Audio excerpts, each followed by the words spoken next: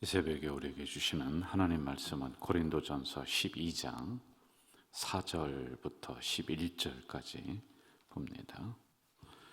고린도전서 12장 4절부터 11절,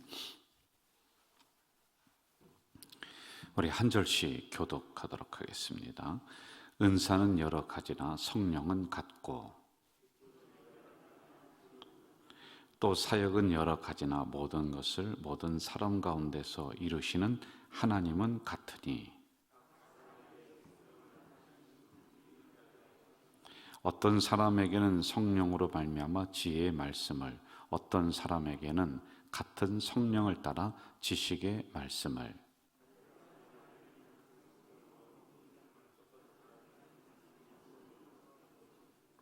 어떤 사람에게는 능력 행함을, 어떤 사람에게는 예언함을, 어떤 사람에게는 영들 분별함을, 다른 사람에게는 각종 방언 말함을, 어떤 사람에게는 방언들 통역함을 주시나니 이 모든 일은 같은 한 성령이 행하사 그의 뜻대로 각 사람에게 나누어 주시는 것이니라. 아멘. 12장의 오늘의 말씀의 주제는 은사의 다양성입니다. 우리 교회 구성원들이 각자 다 다르듯이 하나님이 주시는 은사도 다 달라요. 그런데 그 다양성 안에 통일성이 있다라고 하는 거, 이걸 꼭 기억하고 오늘 말씀을 우리가 묵상을 하면은 아주 유익이 될 것입니다. 주시는 은사는 나타나는 현상, 이건 다 다르지만은 주시는 분은 오직 하나님 한 분이시다라고 하는 이겁니다. 그래서 통일성이라고 하는 거예요. 그리고 또 하나 뭐가 있느냐면은 한 성령 안에서 우리가 각기 다른 사역을 따라, 다른 은사를 따라 일을 하는데 교회에 유익을 준다라고 하는 이런 통일성이 있습니다. 만약에 이런 것을 벗어난다라고 하면은 이게 이 은사에서 또 이제 자랑이 돼버리는 거예요. 그래서 그 교회 공동체를 어렵게 하고 또 구성원들을 힘들게 하고 있다라고 하는 것, 우리가 좀 염두에 두고 오늘의 말씀을 간략하게 봅시다. 어떤 분은 이렇게 얘기해요. 아유, 저분은 은사가 참 많다. 뭐 어떤 만드는 것도 뭐 또 가르치는 것도 봉사하는 것도 다 잘한다. 이렇게 얘기하는 분이 있어요. 나는 은사가 하나도 없다. 그런데 여러분, 은사라고 하는 것은 하나님이 모든 사람에게 한 가지 이상은 다 주셨어요. 이걸 우리가 알아야 돼요. 그래서 내가 아무런 재주가 없고 아무런 은사가 없다, 이거는 자기에게 있는 은사를 발견하지 못했을 뿐입니다. 그리고 또 반대로 생각하는 사람이 있어요. 하나님은 나에게 능력을 이만큼 주시고 나는 영적으로 뭔가 특별한 그런 특별의식을 갖는 사람인데 그게 아니에요. 모든 사람은 다 하나님 안에서 다 똑같아요. 은사가 어떤 게 크고 어떤 게 작고 이렇게 할 수가 없다는 겁니다. 자, 오늘은 특별히 어떤 말씀이냐 하면은요, 방언과 영들 분별함, 이런 영적인 부분을 뒤에 갖다 놨습니다. 뒤에 따놨어요. 이것은 이것 가지고 너무 자랑하지 말라는 거예요. 우리가 저 어릴 때만 해도, 청년 때만 해도 방언이라고 하는 것 때문에 굉장히 그 사람들이 선호하고 방언 받으려고 그렇게 했습니다. 그 뭐라고 하느냐면 방언 못 받으면은 성도도 아니다. 이렇게 얘기하면서 막 방언을 가르치고 강요하고 그렇게 했단 말이에요. 저도 이 방언 받으려고 굉장히 금식하며 노력하며 그렇게 했어요. 그런데 어느 날 깨달은 게 있습니다. 방언이 모든 사람이 다 하는 게 아니다. 하나님이 필요하시면은 방언을 할 수도 있고 못 할 수도 있는 거예요. 그런데 이 부분이 무슨 신앙의 특별한 은사인 것처럼 자꾸만 이 고린도 교회도 이 문제 가지고 몸살하니까 아예 은사의 꽃도발이에다가 놔버리고 사도 바울 목사님이 가르치고 있는 거죠. 자, 몇 가지 우리가 좀 생각해 봅시다. 그럼 나는 어떤 은사가 있는가? 어떤 은사를 가졌는가? 이것은요, 성경을 통해서 첫째는 어떤 은사가 있는가를 우리가 연구하고 공부를 해야 됩니다. 그래서 이러이러한 은사가 있구나. 그럼 나는 여기에 적합하고 이 일을 하는데 내가 흥미가 있고 재미가 있구나. 이렇게 우리가 알면 되겠죠. 그리고 두 번째는 그 은사를 실험을 한번 해보는 거예요. 예를 들어서 봉사하는 은사가 있다. 그러면은 어떤 시간을 정해서 내가 교회에 나와서 화장실 2층 단독으로 내가 누가 보든지 안 보든지 청소를 한다든지. 그런데 그 하는 게 즐겁단 말이에요. 그러면 이게 하나님이 봉사의 은사를 주시는 경우입니다. 주차 봉사를 하는데 다른 사람은 눈에 안 띄는데 저기 사람이 부족한 게 눈에 띄어요. 그럼 가서 내가 그 일을 한단 말입니다. 그러면 즐거워요. 재미있어요. 그런데 그렇지 않은 사람은 이제 처음에는 어떠한 감성적으로 또는 억지로 화장실 청소를 가서 하기도 합니다. 그런데 오래가지는 못한다라고 하는 것이죠. 자, 그리고 세 번째는 그 은사를 발휘할 때 공동체의 교회에 활력이 일어나요. 그리고 다른 사람도 이걸 보면서 똑같이 그 일을 따라하는 것이 아니지만 나도 무엇인가 교회 또는 우리 공동체 구성원으로서 이런 봉사를 좀 해야 되겠구나 라고 하는 이런 생각들이 같이 일어나게 하는 활성화를 시키는 것들이다 라고 하는 겁니다. 그리고 네 번째는 다른 사람에 의해서 나의 은사가 확인되어지는 경우가 많아요. 예를 들어서 가르치는 은사를 받은 성도들이 있습니다. 우리가 1:1이라든지 암한 교육이라든지 이런 부분을 우리가 해나갑니다. 어제도 9시 한 15분까지 제가 공부를 가르쳤습니다. 그런데 그 중에 보면은 저보다도 더 가르치는 은사가 있는 성도들이 있을 수 있습니다. 그런데 이걸 어떻게 확인하느냐면은 이렇게 공부를 배우고 난 성도들이 있다가 집사님, 권사님 어쩜 그렇게 참 재미있게 잘 가르쳐요? 라고 그 사람이 나에게 확인을 시켜주는 경우들이 있단 말입니다. 이렇게 은사를 확인할 수가 있다는 겁니다. 우리 모두에게는 최소한 한 가지 이상의 한 가지 이상의 은사를 다 주셨어요. 우리 어르신들은 내가 무슨 은사가 있을까? 그런데 여러분, 기도하는 것도 은사입니다. 우리가 전도대를 이제 활성화시켜서 다시 시작할 거예요. 우리 수요 전도대의 특징이 뭐예요? 어르신들이 나와서 우리가 같이 경건회하고 우리 전도로 나가는 분들이 있고 여기 남아서 기도하시는 분들이 있어요. 그러면 기도할 때 전도하는 분들이 영적으로 힘을 얻고 전도가 잘 될 수 있도록 그렇게 도와주는 거란 말이에요. 그래서 기도의 은사, 이것도 굉장한 은사란 말입니다. 자, 8절에서부터 10절을 한번 좀 봅시다. 8절에서부터 10절, 제가 8절 읽고 여러분 9절 읽으세요. 어떤 사람에게는 성령으로 말미암아 지혜의 말씀을, 어떤 사람에게는 같은 성령을 따라 지식의 말씀을,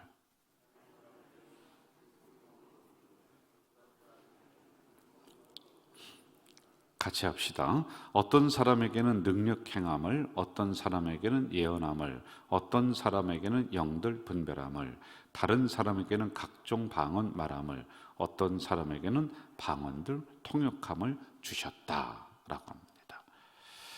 자, 로마서 12장에는 이 은사에 대한 이 똑같은 얘기입니다. 똑같은 부분 한 7가지로 구분을 해주고 있습니다. 제가 이 부분을 로마서와 같이 나눠서 7가지로 말씀을 드릴게요. 첫째, 예언의 은사입니다. 예언의 은사.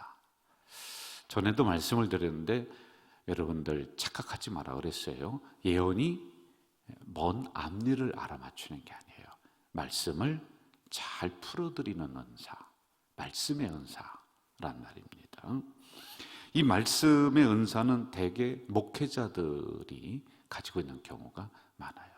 그럼 말씀의 은사를 발휘할 때 말씀의 은사를 발휘하는 사람도 절대로 이 말씀을 떠나서는 안 됩니다. 그리고 개인적으로 사사로이 풀어서도 안 돼요. 어떻게 생각해야 되느냐? 성언 온반자이다. 거룩한 말씀을 나는 운반하는 사람이다. 성도들에게 그대로 운반해 준다 라고 하는 이 철칙을 가지고 있어야지만이 돼요. 특별히 이 예언의 은사를 가진 사람들은 공부를 많이 해야 됩니다. 연구하지 않으면 이 은사가 활용되어지지가 않아요. 여러분, 저만 해도 설교를 우리 교회에서 수천 번 했을까요? 수천 번이 뭡니까? 정말 많이 했어요. 그런데 연구하지 않으면 맨날 그게 그 소리로 다 들립니다. 물론 복음은 이제 결국에는 십자가로 요약이 되겠지만은 접근하는 방법들이 여러 가지가 있을 수가 있습니다. 그래서 늘 책을 봐야 되고, 늘 연구를 해야 되고, 늘 주석을 봐야지만이 되는 거예요. 자, 두 번째는 돕는 은사가 있어요. 여러분 기록을 해도 좋을 거예요. 돕는 은사. 네. 의사들에게는 간호사가 있는 것처럼 이 다른 사람을 도와줄 수 있는 은사를 가진 사람이 있습니다. 이거 굉장히 중요한 은사입니다. 특별히 이제 주의 종들에게 돕는 은사를 가진 사람들을 하나님이 붙여줘요. 그런데 이럴 때 여러분들이 어떻게 생각하느냐 하면은 주시는 분은 하나님이시고 각자 은사가 다양한데 어떤 권사는 어떤 집사는 목사님한테만 저렇게 잘한다고 이렇게 이제 시기와 질투를 하는 경우가 있어요. 여러분 그러지 마시고요. 왜냐하면 그분은 여러분들이 생각하지 못했던 마음들을 하나님이 성령님이 주실 때가 있단 말입니다. 그리고 또 말로 격려하면서 지도자들을 도와주는 그런 은사, 꼭 목사만이 아니에요. 우리 장로님들도 일을 할 때 권사님들이 말로 도와주시고 또 어느 때는 격려해 주시고 하는 이런 부분들이란 말입니다. 이렇게 다른 사람을 도와준다라고 하는 겁니다. 그리고 세 번째는 성도들에게 가르치는 은사. 이 예언의 은사와는 좀 다릅니다. 가르치는 은사는 진리를 잘 설명하는 은사이다라고 하는 것이죠. 그리고 네 번째는 권위하는 은사가 있습니다. 자, 이것은 낙심한 사람들에게 성도들이 다가가서 낙심한 마음을 더 낙심하게 하는 것이 아니라 이 마음을 위로해주고 일으켜주는 거예요. 말 한마디를 하더라도 어쩌면 그렇게 모양새 있게 잘 하는지 몰라요. 그런데 어떤 사람은 말 한마디를 하더라도 어쩌면 그렇게 사람들에게 상처를 주게 하는지 몰라요. 여러분 이거 조심해야 돼요. 혹시 내가 그러한 쪽에 그 상처를 주는 말의 모양새를 가졌다라고 하면은 빨리 고치든지 아니면은 말수를 줄이든지 이 둘 중에 하나를 해야지만이 되는 거예요. 그리고 다섯 번째, 구제하는 은사가 있습니다. 이 구제하는 은사는 성도들을 아주 면면히 잘 살피는데 저 사람의 성격이나 또는 단점을 살피는 것이 아니라 그 사람의 필요가 무엇인가를 잘 공동체를 보면서 살필 줄 압니다. 그리고 이러한 부분을 어떻게든지 도우려고 하는 물질만 가지고 하는 것이 아니에요. 어느 때는 기도로 그러면서 이 구제하는 은사에 앞장섭니다. 특별히 구제하는 은사는 잘 들어야 돼요, 여러분들. 공동체 전체에게 주셨어요. 이게 무슨 얘기냐? 우리 가자제일교회 전체인 사명으로 주신 은사가 바로 이거다라는 거예요. 그리고 지역을 구제해야 돼요.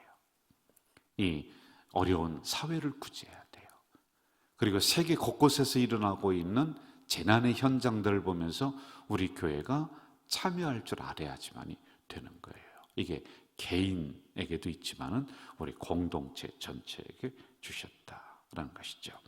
여섯 번째는 다스리는 은사입니다. 이것을 행정의 은사라고 하는데 주로 장로님들이 이 부분을 많이 활용을 해 나가고 있습니다. 하나님의 교회에 크고 중대한 일들을 결정하고 진행하게 하는 이런 은사들입니다. 그리고 일곱 번째는 긍휼을 베푸는 은사. 고통받은 사람들이 있습니다. 그러면 찾아가는 거예요. 이게 권사님들이 이걸 많이 해야 되거든요. 그래서 신방하고 찾아가서 기도해주고 이런 역할들. 우리 교회가 은퇴 권사님들 두 번, 세 번씩 조를 우리가 편성해서 신방을 이렇게 다녔습니다. 이 코로나 때문에 못했는데 우리 은퇴 권사님들이 아이고 나는 이제 일 다 놨어, 나는 안 해, 그러지 말고요. 그렇게 교육자들이 찾아가서 기도해 주지 못하는 그런 분들이 있거든요. 하긴 다 하지만은, 그런데 교육자가 가는 거와 권사님도 한 두 번, 세 분이 가서 또 기도해 주는 거는 이게 차원이 달라요. 막 그냥 굉장히 감동을 한단 말입니다. 그러면 신방을 어디를 가느냐, 이런 그 표를 짜서 일주일에 한 번이에요. 오늘은 어느 가정에서 한 3가정, 4가정을 신방을 이렇게 할 수 있도록 했던 그런 제도들이 있습니다. 이런 부분을 살려나가는 게 좋다라고 하는 겁니다. 자, 11절로 가면서 마무리하도록 하겠습니다. 11절 같이 읽어봅시다. 시작. 이 모든 일은 같은 한 성령이 행하사 그의 뜻대로 각 사람에게 나누어 주시는 것이니라. 조심해야 될 게 있어요. 절대 시기, 질투하면 안 됩니다. 은사는 선물이에요. 유익을 줘요. 나에게 유익을 줘요. 공동체 유익을 줘요. 그런데 시기, 질투하면 하나님이 은사를 걷어가 버리십니다. 선물을 뺏어 버리는 거란 말이에요. 그러므로 다른 사람이 그 은사를 가지고 교회에 열심히 봉사한다, 아유 저 잘난 척한다, 사람에게 잘 보이려고 한다, 아니 어떻게 생각을 해도 그렇게 합니까? 지나가면서 아이고 집사님 수고하세요, 아이고 장로님 참 애쓰시네요, 아이고 권사님 참 감사합니다, 이렇게 말로다가 좀 도와주고 이렇게 해야지, 그냥 그 무슨 이상한 얘기를 해서 사람을 낙담시키는 그런 사람들이요, 저 다른 교회 가면 있단 말입니다. 우리 교회는 한 사람도 없어요. 그래서 여러분, 은사를 공동체에서 활용할 때는 절대 시기하거나 질투하면 안 된다. 이걸 우리가 꼭 유념해야 됩니다. 그리고 두 번째, 반드시 은사는 교회 공동체의 유익을 위해서 존재해야 돼요. 자기 혼자서 잘난 척하면서 막 그냥 그 교회 어떤 질서를 어긋나면서 이렇게 한다, 이것도 좋지가 않습니다. 여러분, 그 붓글씨를 잘 쓰시는 분들이 있어요. 붓글씨. 제가 천안에 있을 때 그런 분이 있는데요, 붓글씨를 잘 써요. 그리고 그것을 액자를 잘 예쁘게 만들어요. 이제 여기까지는 좋았어요. 그런데 본인이 어떻게 하냐면 교회에 가서 본인이 원하는데 걸어놓는 거야. 이렇게 못을 받고 딱 걸어놓고, 못을 받고 딱 걸어놓고 이렇게 하는 거예요.